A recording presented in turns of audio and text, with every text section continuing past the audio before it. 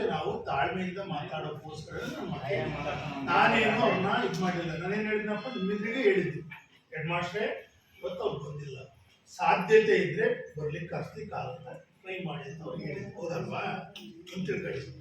By miss ನೀವು ನಿಮಗೆ ನೋವಾದ ಕೂಗಾಡಲ್ಲ ಅಂತ ಹೇಳಂಗಿಲ್ಲ. ನೀವು ಸಮಾಧಾನ ಮಾತಾಡಿ, ಅಂದ್ರೆ ಸಮಾಧಾನ.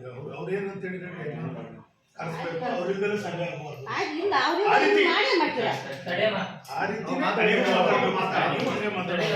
ಈಗ ಒಬ್ರಿಗೊಬ್ರು ಮಾತಾಡಲು ವ್ಯಕ್ತಿನೇ ಇದ್ದಾಗ ಸಮಸ್ಯೆಗೆ ಸಂಬಂಧಪಟ್ಟ ನಾನು ಹೊಡೆದ್ರೆ ಏನಾಯ್ತು?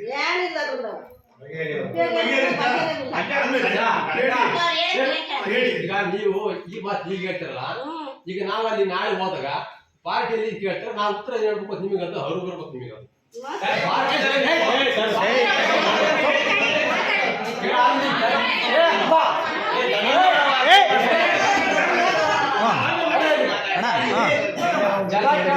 ಜಲ ಪ್ರಶ್ನೆ ಉತ್ತರ ಹೇಳ್ಬೇಕು.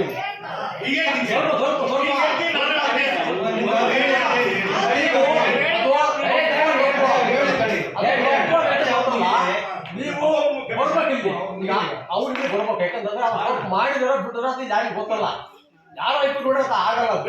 ಅವರು ಇರ್ಬೇಕು, ಇವರು ಇರ್ಬೇಕು, ಆವಾಗ ಇದನ್ನ ಬಗೆಹರಿಸಕ್ ಸಾಧ್ಯ.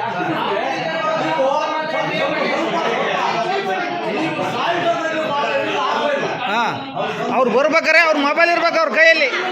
ಅವ್ರು ಯೂಸ್ ಮಾಡ್ತದ್ದು ಇವತ್ತಿನವ್ರಿಗೆ ಏನು ಯೂಸ್ ಮಾಡ್ತಾರೆ, ಮೊಬೈಲ್ ಇರಬೇಕು.